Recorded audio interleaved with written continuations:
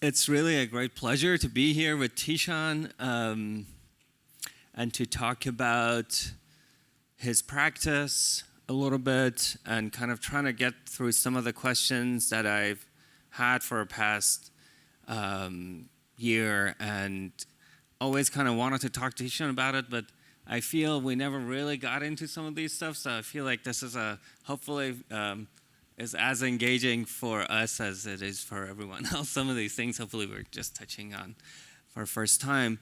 But if you're not familiar with Tishan's practice, already in mid-'80s, and early '80s even, Tishan Hsu was creating work that considered implications of accelerated use of technology, artificial intelligence, and the impact that it had on human body and the living conditions and human conditions. And, I feel one of the other aspects that was really striking about the work was how it kind of examined the question of biography and kind of framing it in a really expanded way by thinking through these notions of technology. That's another really striking aspect of this work, which I feel like in many ways the world is really just being, like people are just catching up to these notions, becoming really urgent questions of the time. But before kind of getting deep into that, I just want to start with a quote. And this is Tishan's artist statement that I found and read somewhere. And so Tishan, you say, I accept modernism's conclusion, the self is lost. That's one less thing to worry about. Freed from the self, consciousness enters the objects, merges with the world. I just wanted to throw this out there as kind of like something to be in the background, and hopefully maybe you can reflect on this statement that you made. And but to start with, you went to MIT and studied architecture, and then you moved to New York City. I was wondering if you kind of like talk about this kind of moment of transition and kind of your decision to make art and pursue this other field, after you're done with MIT. Okay. Can you hear me? Everybody hear me? Okay. So when I started out, I spent a number of years when in my undergraduate education just figuring out whether I wanted to be an artist and what that meant to be an artist. Or to be an architect. And I have always had a passion for architecture. And I had certain pressures in my family, as many of you may know, in Chinese families, to be an artist, it just was not on the radar. Even when I was an artist for 4 or 5 years in New York, my father would introduce me as the architect. So I think at a certain point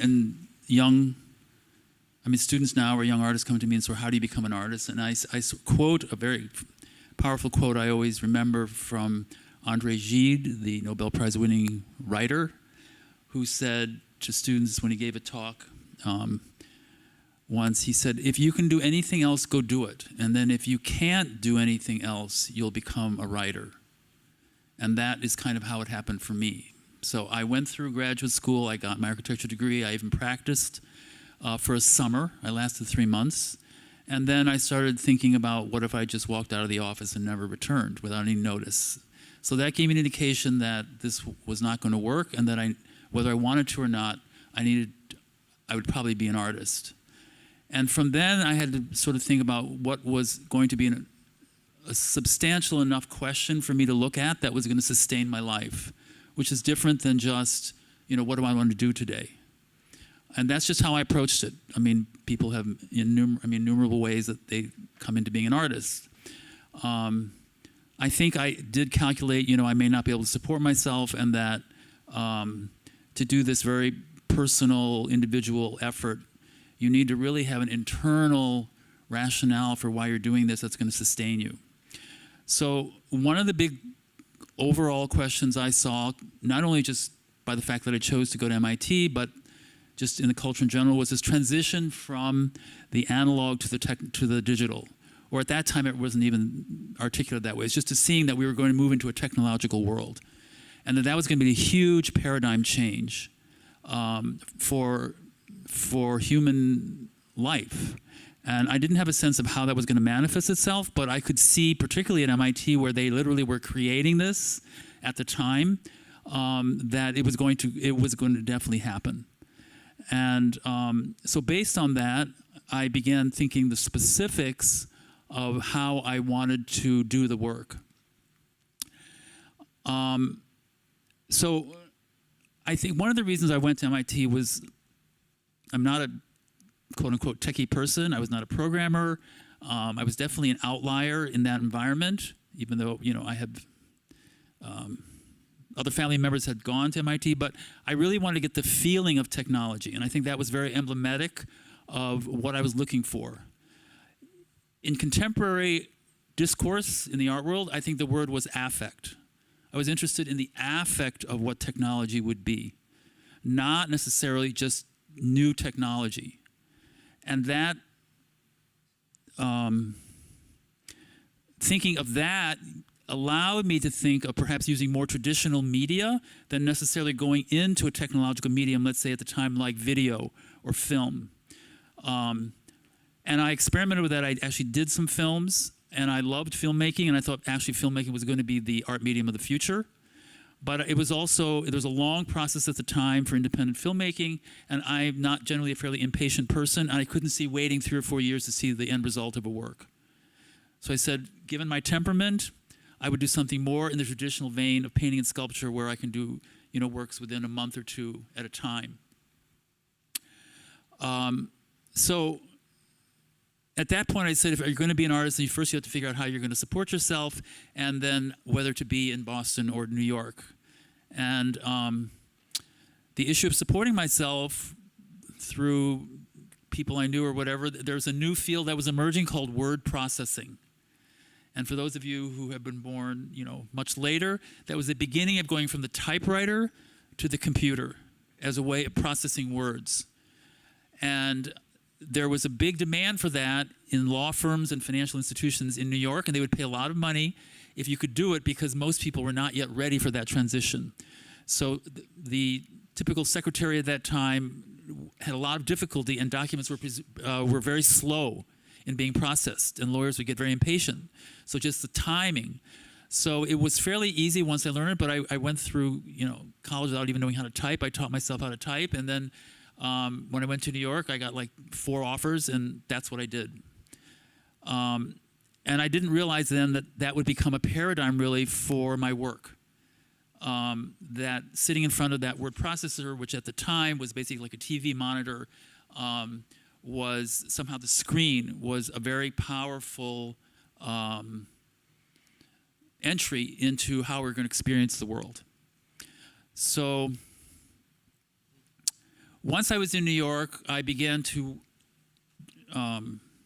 figure out how I was going to develop the work, and I could go into the work itself. I don't know, it was a little bit long right now. Yeah, well, thank you for that. I mean, so you come to New York, you get a job as a word processor or in a firm, and then how did you go?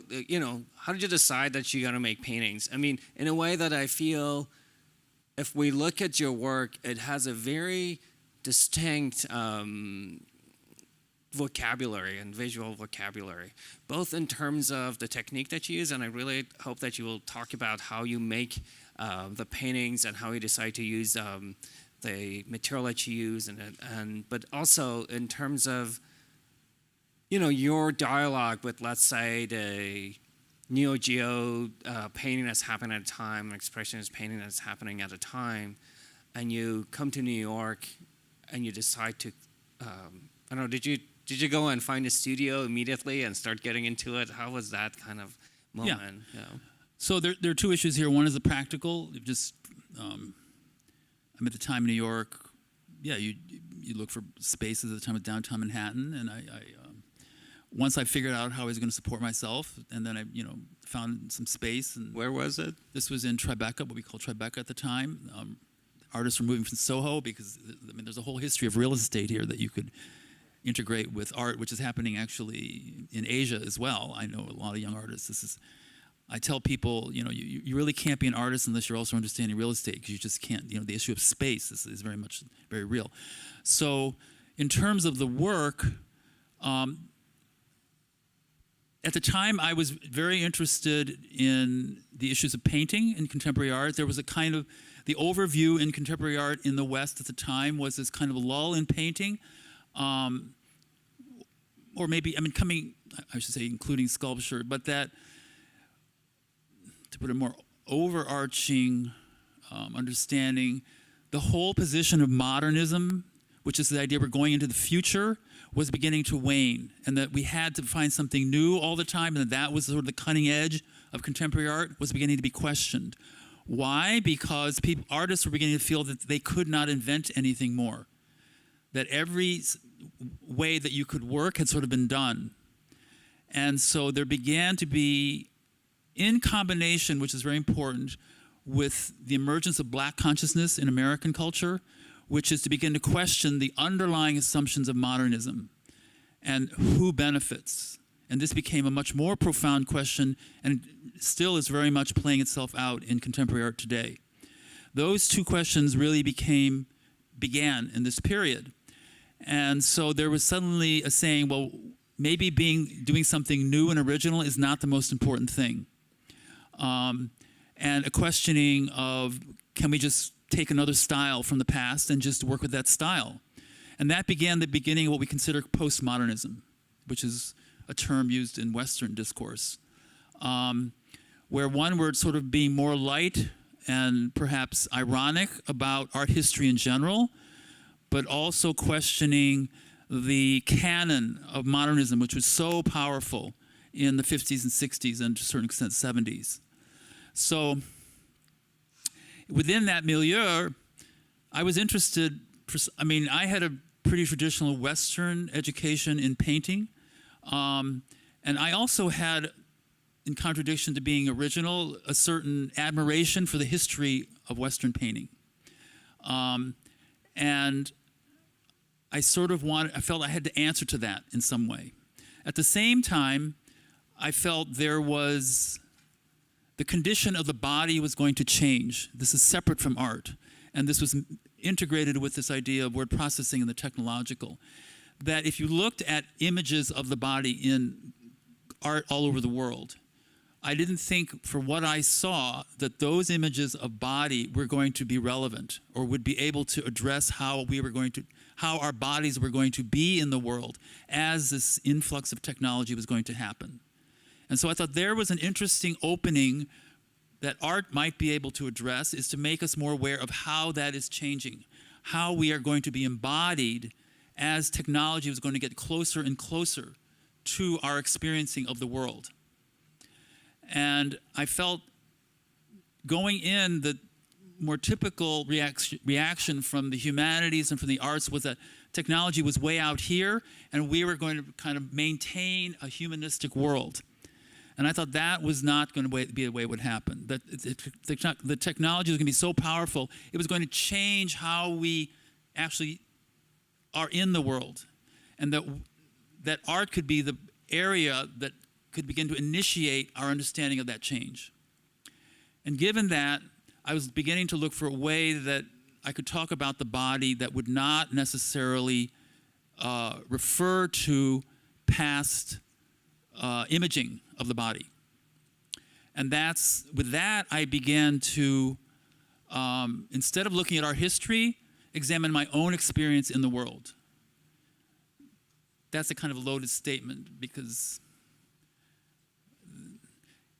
at that time, people began to question, there is no subjectivity. So I have to qualify what I'm saying there. I called that into question also.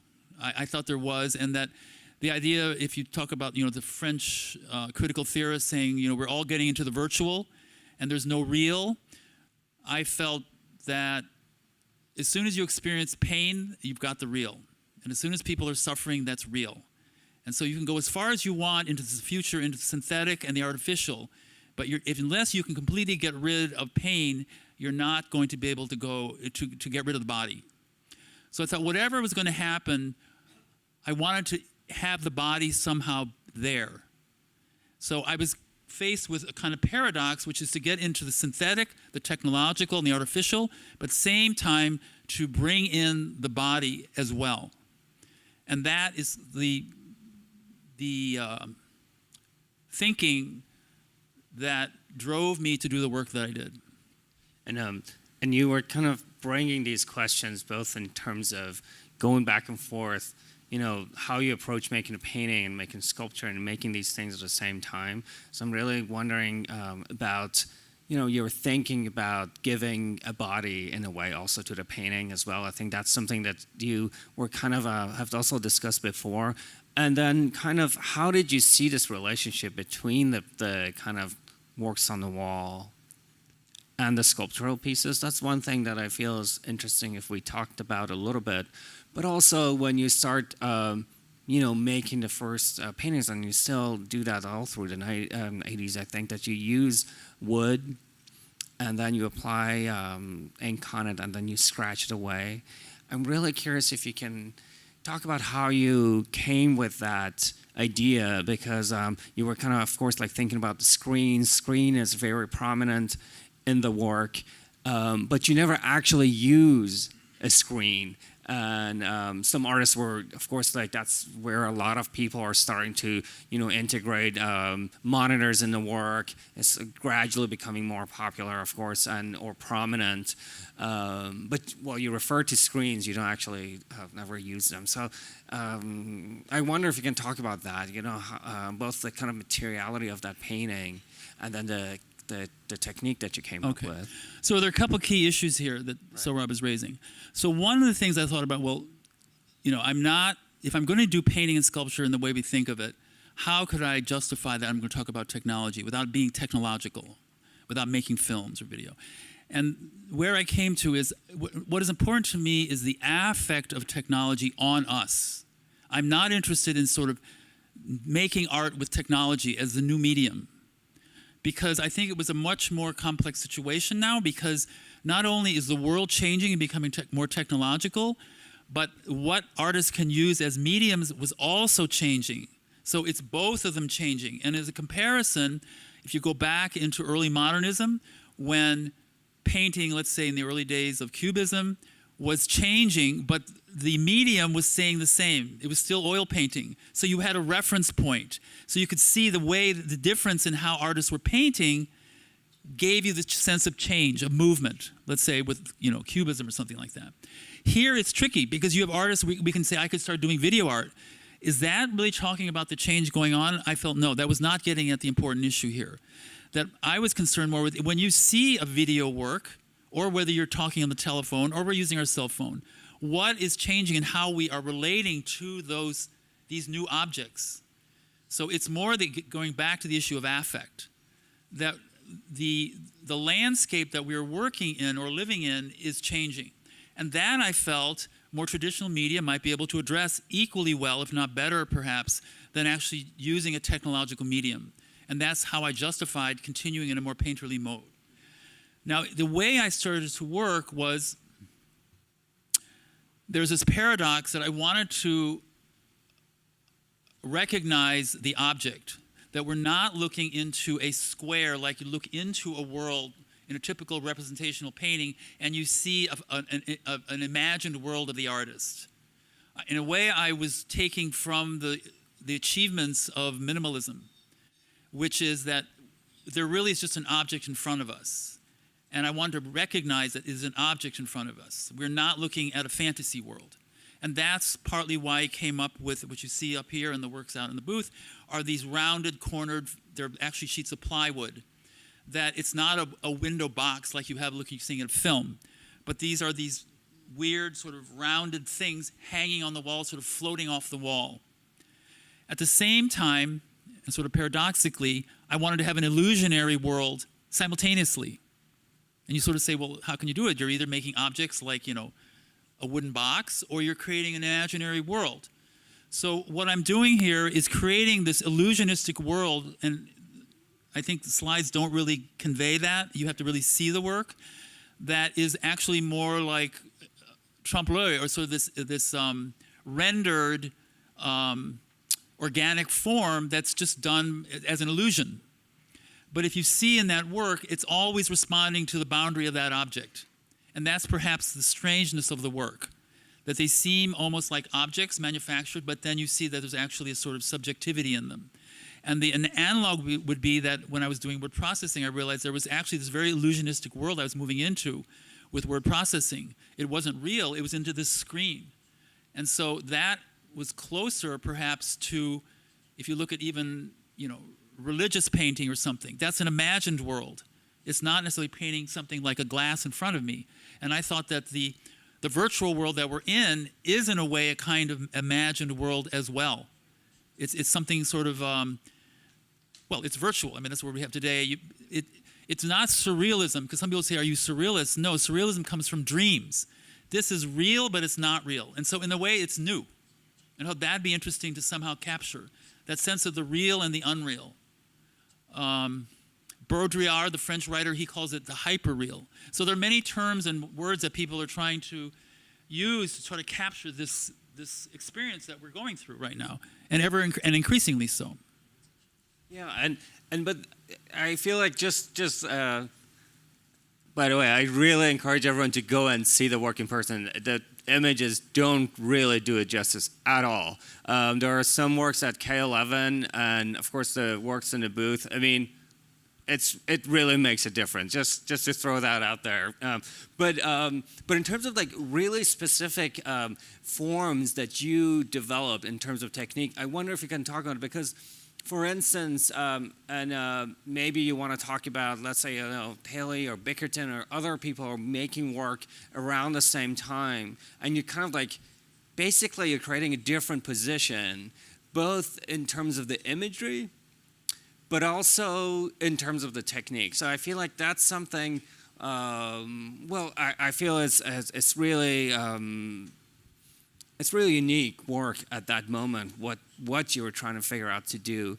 So, I mean, not that necessarily if you want to get into that detail, but if you had like a kind of like more insight about how in the studio you came up with this notion of that application of paint, and how to, I'm really curious about the decision-making process, just a very, very kind of material decision-making process. Okay, so in terms of the paintings, I'm trying to look at the images. Right. Go back to some of the early work. Should I ask to go back? Yeah, if we just hold one thick. If it's possible to kind of go to the earlier slides and maybe stop in the third or fourth image. All right. In my first show, the work uses this scratching technique. Right. And what I was really trying to do is get the quality of, like, at the time was television, just merely the static you would see, and to create the sense of body, of skin.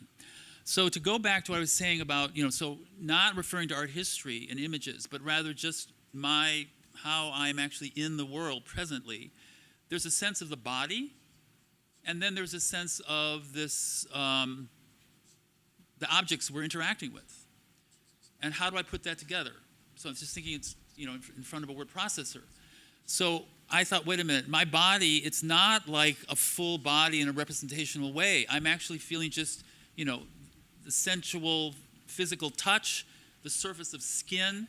I was aware that, you have different kinds of openings and whatever. So I'm trying to think, the body is not, as I said earlier, the way it has been represented, or even if I go back to, ink painting, where the body is often very ephemeral with just brush and just a slight sweep, and you give a suggestion of body that in a way almost is more spiritual, in a way, the less embodied, less physical. I was trying to see, well, if we could just go to basics like just skin. And so that began this idea of a skin stretched over this flatness that we had to deal with in terms of the format of painting. And so in the early work, there's a sense of the skin that's flattened out. And I was trying to get a sense of the body in that format. Now, the question of, for instance, the other artists of my peer group who I was very much in dialogue with, whether it was Peter or Ashley or whoever, while I was doing it, the general discourse going in the contemporary art was the issue of commodity and commodification, which is a very powerful emergence in the last 20 or 30 years, that the world is going to become commodified. And in many ways it has, including the art world itself. And so as a part of commodification, a lot of artists, we were talking about how to make work that really looks more like a commodity, like a thing you would buy on the shelf of your supermarket. And that was that you don't need to do the hand, get away with the subjective, and just take things from the world. Like I could take a cereal box and put it with an automobile or whatever, and that really is an expression of the world we're moving into. There's no longer the body at all. I differed in that because I thought there was a body still, and that's what I spoke about earlier. That there's the whole political issue here, that the fact of the world becoming commodified didn't really address, and that is why my work, I kept this issue of the body. At the same time, I was recognizing we were moving more into relating to objects, as in consumer products, and so an abstraction of consumer products is just an object. So that's I've talked about that. Yeah. Do you mind a little bit talking about your kind of entry into the art world? Because Tishan also showed the legendary Pat Hearn gallery. I wonder if you could talk a little bit about your encounter with Pat and how that relationship was formed. You did 4 shows with Pat Hearn, no? Yeah. If you could talk a little bit about that, because that's a very, of course, kind of a very, let's say, almost like a golden period of galleries in New York in the way that people talk about that. So I wonder if you could open that a little bit for us. It's very strange, actually, because this year there was a show in the New York area that was about Pat Hearn and her gallery, and I'm sort of seeing this thing that I experienced as sort of historical now. And when you're actually living through this thing, it didn't feel that way at all. It was just this way things were going. I was a little older when I started showing. I didn't go to art school, so I didn't have that many art world connections. So my working with Pat was sort of random. I just went in with my slides, which was very unusual at that time. I didn't know a lot of people or have connections in the art world per se.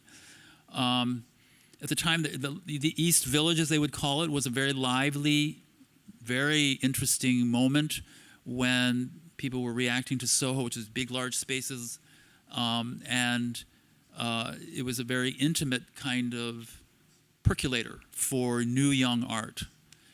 And Pat Hearn was a pretty extreme person, and I think she looked at my slides and she was interested in seeing it, and she responded to the work. And so she agreed to show it. The discourse at the time was what I've just described, this issue of commodity versus, and mine was very eccentric work. Right. And the initial reaction, people beginning to look at the work was, what planet you come from. People had no idea where this was going and what it was doing. So these scratched lines in the early work, people first read as like wood. It was I trying to imitate wood.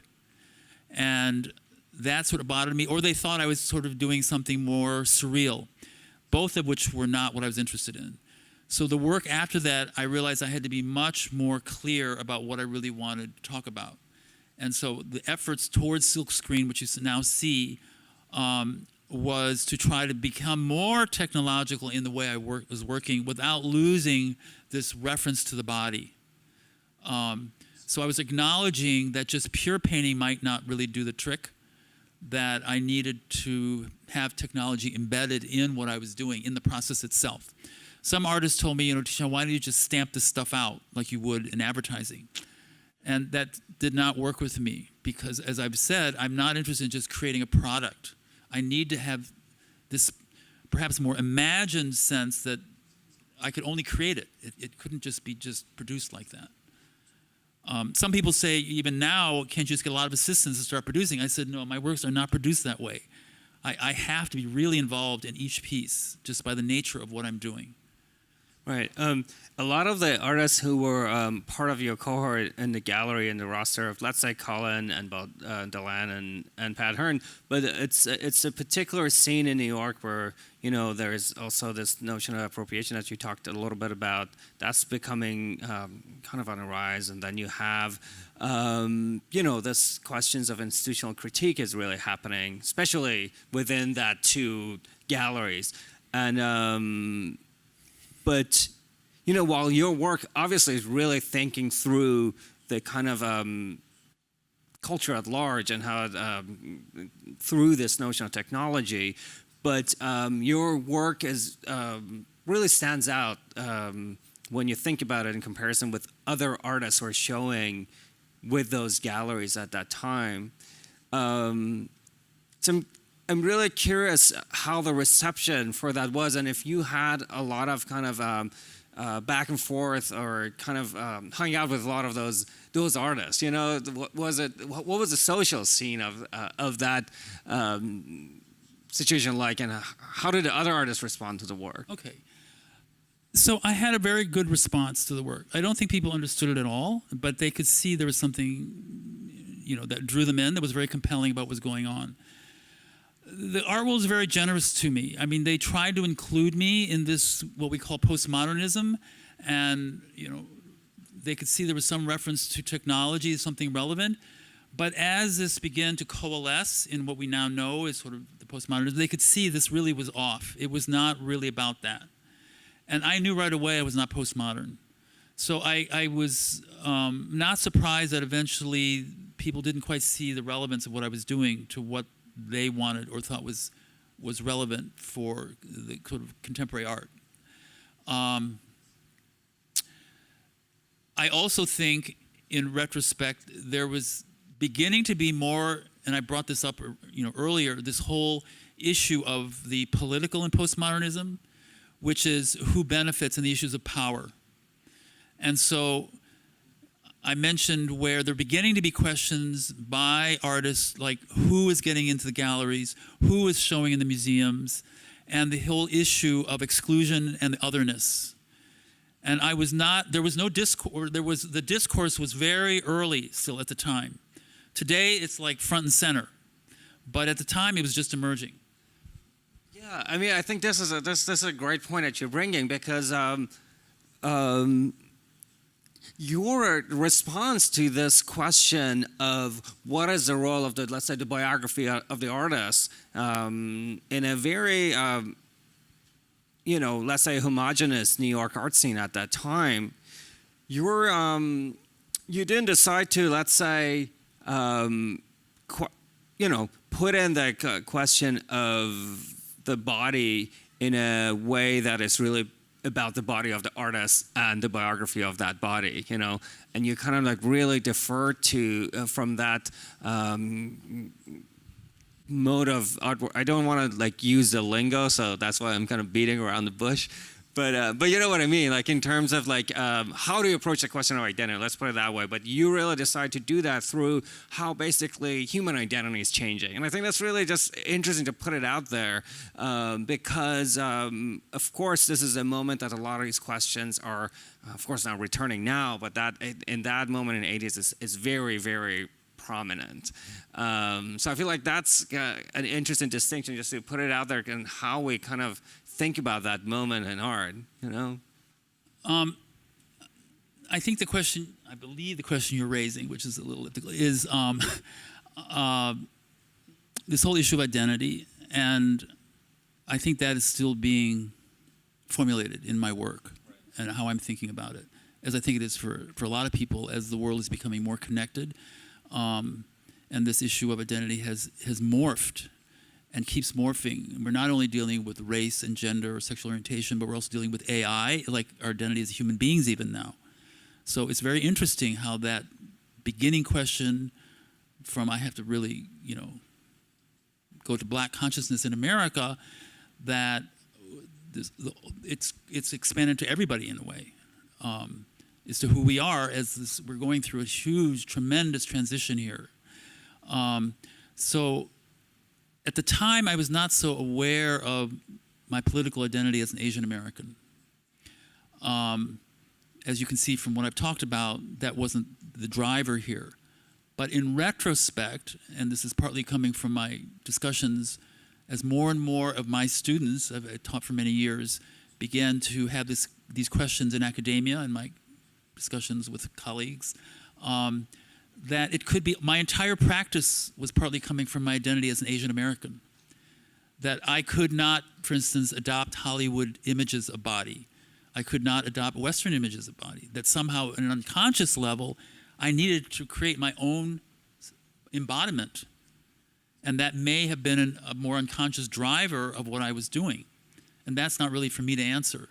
That's for, art historians or whoever to write about. I think my coming and doing this project in Shanghai recently, in recent years, which the work is at the Empty Gallery right now, is my, an effort to address much more directly my Asian American identity, or even my identity as a child of people who immigrated to America from China. But at the same time, I didn't really want that to be my new focus of my work. I am doing that through technology, and in the process of doing that project, I realized that it really wasn't about my identity, it was really about absence. And it was really about absence of my identity and erasure of identity, and not only perhaps politically or growing up in America when I did in the 50s and 60s, but also about how technology is in some ways erasing identity or enabling identity. So it really has brought me back to technology, but in a much more personal way, which I think is what technology is doing now. It's no longer this alien, just weird thing coming to us like a computer, but it's so permeating our lives that it is really beginning to change, in a way, how we see ourselves, in a way, our identities. So that to me is really interesting, and I sort of have come to that without planning it or expecting it. And those are the questions I think that the work now is asking that's different than what I started out with. Right. I have a couple of more questions, if that's okay. I mean, one is that so kind of toward the end of 80s, you decide to move to Cologne. Can you talk about that decision? Because of course, that scene is also mythologized in the art world in a different ways. But I wonder, how did you make that decision, and how was you did a show with Rolf Ricke, and you kind of which, by the way, Rolf Ricke's collection is now given to he gifted the collection to MMK and Liechtenstein Museum, so it's really part of a really important history. So kind of, I'm curious if you can talk a little bit about that transition. I mean, moving to Cologne? Yeah. Okay, so coming out of the East Village, there was a substantial interest in the work. And one of my most important collectors, who was the most supportive, said I needed to get out of the New York frame of mind, that the world was a much bigger place. And he thought, particularly given the kind of work I did, if I just stayed within New York and the questions artists in New York were asking, I would really be compromising in my work. And he traveled all over Europe and the U.S. at the time. And so that precipitated my interest. So I looked at Europe, and I spent my very early life in Europe, 1 year, 2 years old. And the idea of living in a country rather than just visiting it as a tourist was very appealing to me. I no longer wanted to be a tourist. And so I had the chance to just live there and work, and I just wanted to do that. It's just what would happen. Now, I considered coming to Asia, but I also wanted to be in a very advanced, industrialized country. Because of the kind of work I did, I wanted to be able to work, in a milieu where I could work technologically if I wanted to. So I was thinking, let's say Japan versus Germany. And I met some artists in Cologne, which was kind of the center of the German, if not European, art world at the time. And people said, "Why don't you come?" And they invited me. And so it just made sense. And I also was showing a lot in Europe at the time, so I was able to be there when I was showing. I was able to meet a lot of artists and just get a more firsthand experience of right. the world. Who did you show with there? Do you remember like some of those shows? Just curious. Well, in group shows, it was in the Pompidou and in Lyon, the museum in Lyon, in Vienna, in Hamburg, and once I was there, I did the show in Paris. So I was showing a lot in Europe. Right. Rumor has it that that in Cologne you were hanging out with Guattari at some point. Can you talk about that encounter?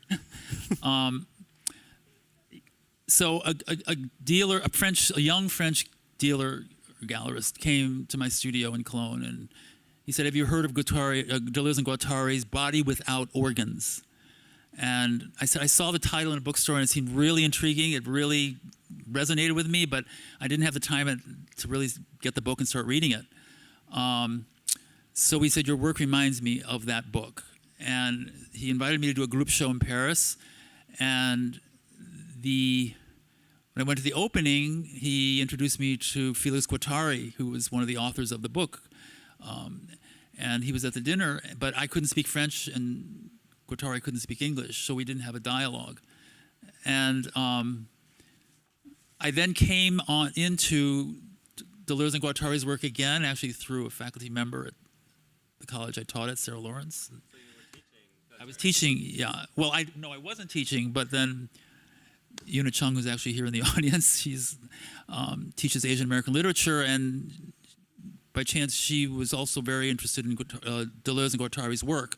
So anyway, through that dialogue, I was introduced to really what that was about, and I read Deleuze and Guattari's Body Without Organs, and I was just blown away and understood the opportunity that was missed when I actually was sitting in front of the person and I didn't even have anything to say. But I thought it was just really strange that, that connection was made so early. Yeah, it's just a funny story.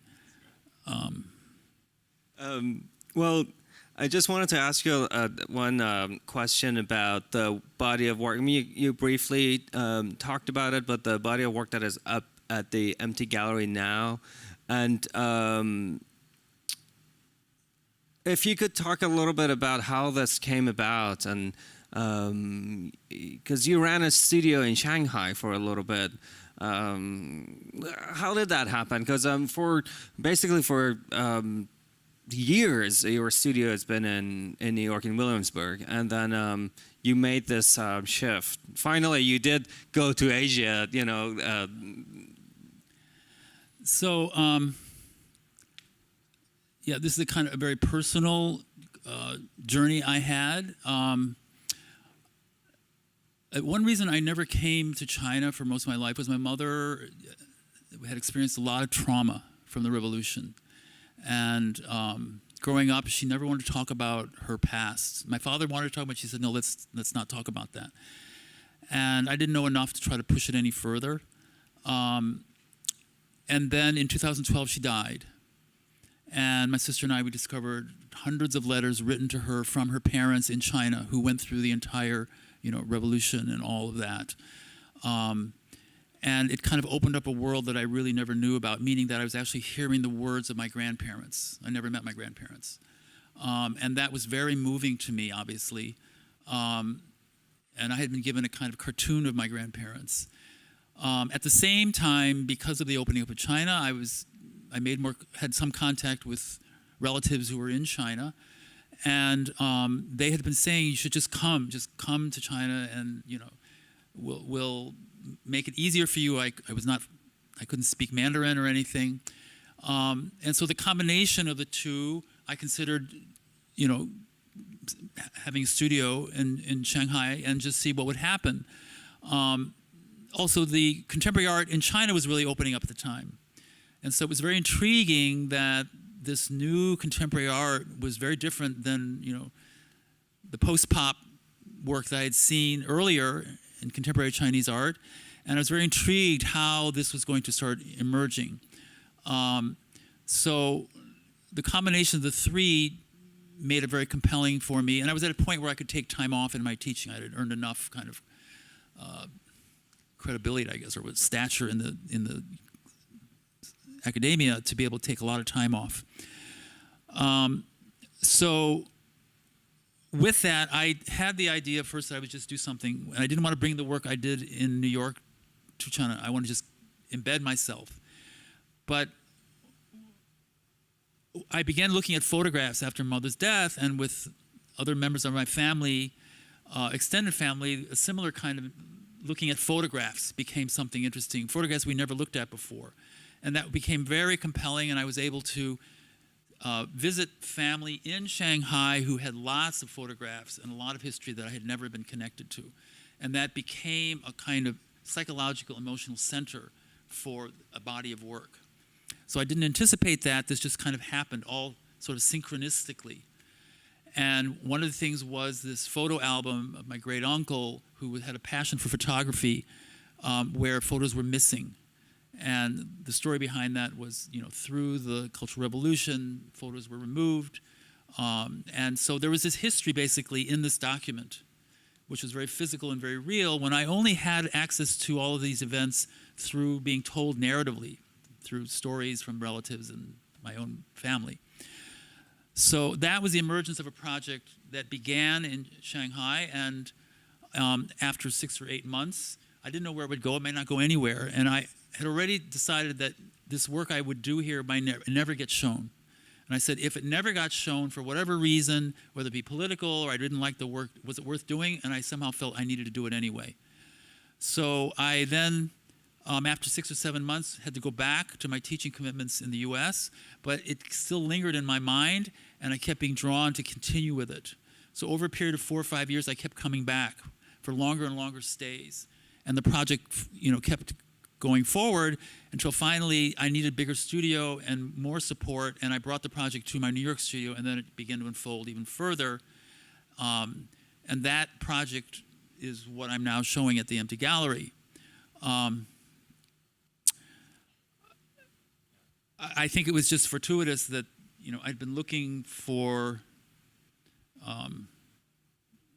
galleries to work with in New York, and then the Empty Gallery happened to show up, and it was just at a moment in time. I was in transition in my studios from working in Shanghai to working in New York, and they were supportive of actually showing that work, which I was thrilled by. So that's right. We're kind of running out of time. I have one more question, but if there's any kind of really pressing question in the audience, maybe we can open it up, and but if not, I can keep going for a little bit longer. Oh yeah, question right here. Yeah. Silicon Valley, so it's got to be a tech question. Right. I love what you said about you've kind of understanding where the technology was going and how it interacted with humans. What do you think about the Singularity movement from Ray Kurzweil, where he has a timeline when humans and machines merged, and do you think it's been hijacked by commercial interests? Okay, that's interesting. And this question about AI and all this is really, I get asked this a lot now. And the first thing I want to say is I don't know enough about AI, I feel, to really answer it, you know, with a real sense of understanding here. I think that's kind of what you're implying, these questions coming out of AI. So,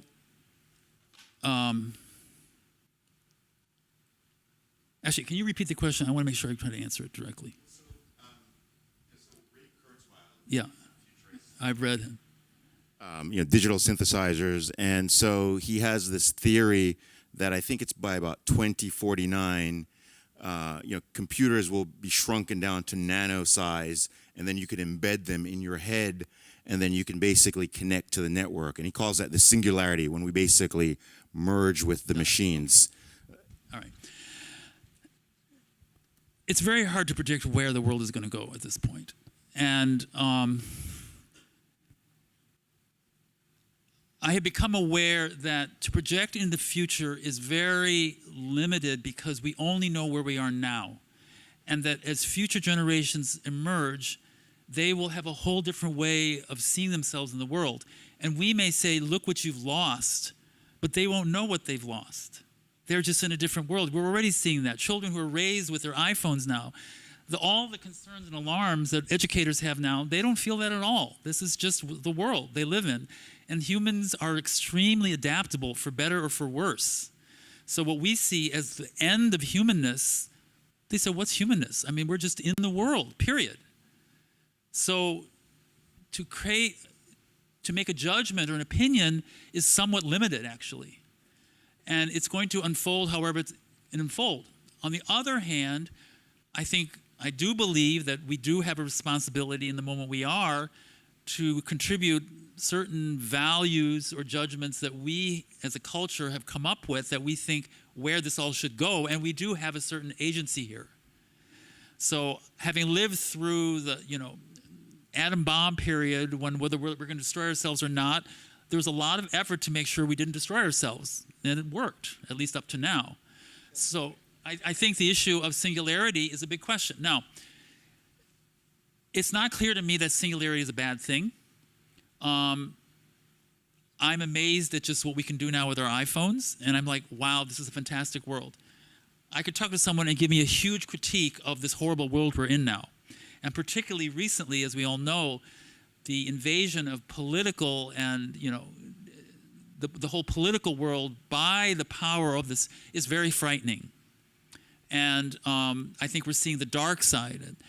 Some people have said in my work that there was always a darkness to it, and they didn't understand where that was coming from. And I don't consider myself a dark person. But I can see now, I say, well, if you want to know where the darkness is, just look at the world we're in right now. I mean, it's very, very scary what can happen here. So it basically where power can really manipulate the entire world.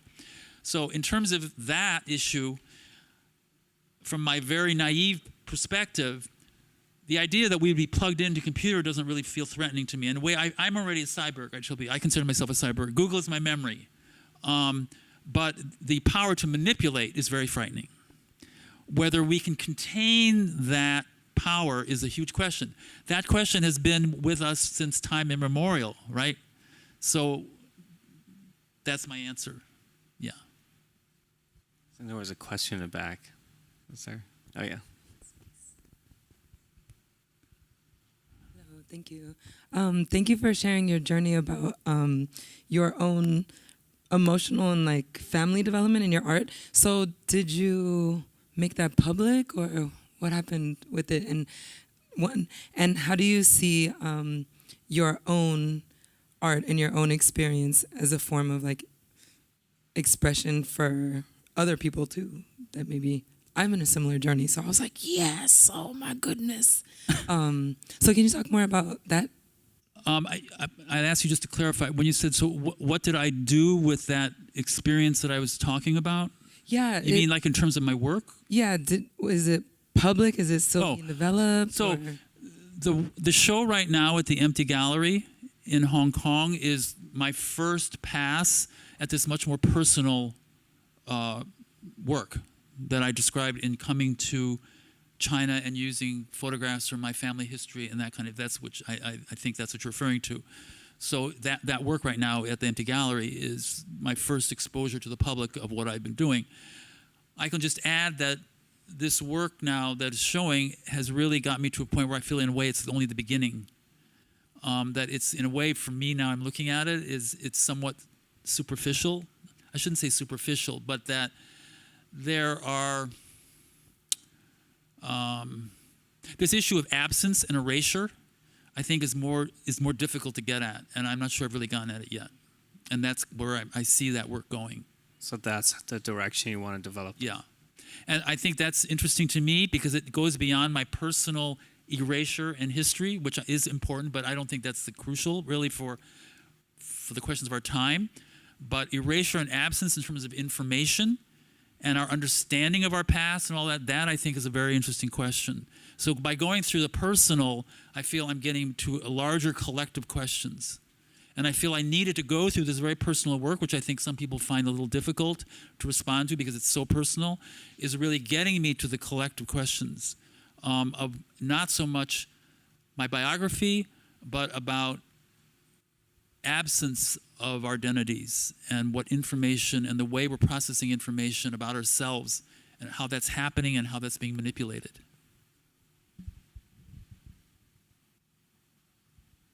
Other questions? All right, Tishan, just to wrap up. So you've been thinking about this question of technology for a while, and now it seems, you can't avoid this in any sphere of culture, like art, contemporary art being one of it, like people going around talking about technology all the time, it seems. So it seems like now this question you've been thinking about for a long time has become really what everyone is trying to figure out, think through. How do you see this kind of, how, in a way, kind of the art world kind of caught up with you with this concern that you had. How does that feel, the reception that the work is having now? I just wonder, kind of this kind of because it's really interesting work of an artist because things change and it's a long game. There is moments that people pay attention and for different reasons, and then there's moments of silence, and there's again like moments of appreciation. And I feel like there is a kind of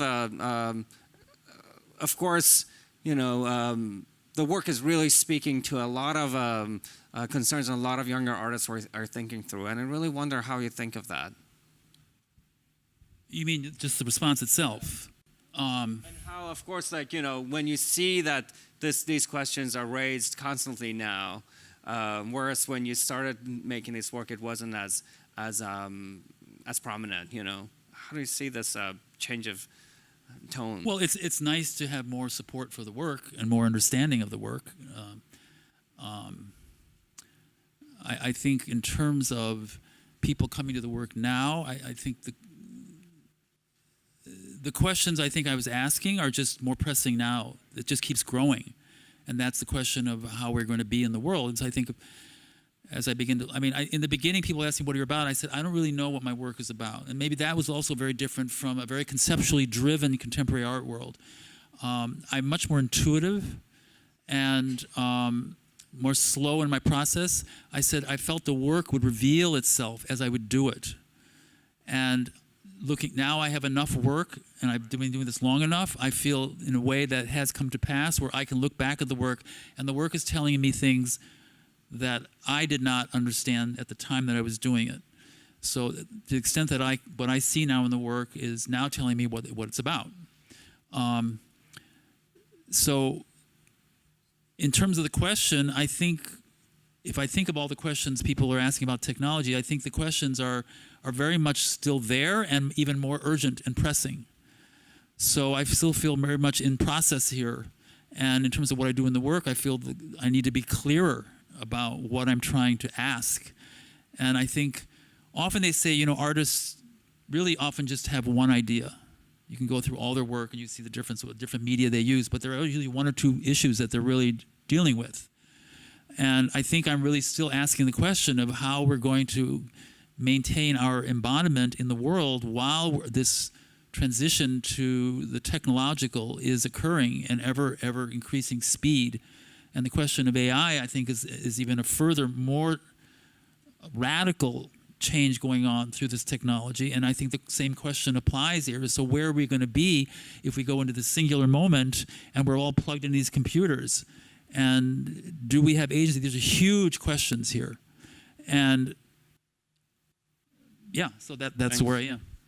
Well, I just wanted to say that if just to do this one plug, if you guys are in New York or Los Angeles next year, Tishan's going to do a survey at the Hammer Museum, and then we'll travel to New York SculptureCenter. And I just wanted to put something out there about this question of AI that you mentioned, and kind of like go back to what I said in the beginning, where Tishan said, the self is lost. That's one less thing to worry about. And thank you so much, Tishan. This was a great pleasure to be here with you. Thank you. And thanks so much, everyone.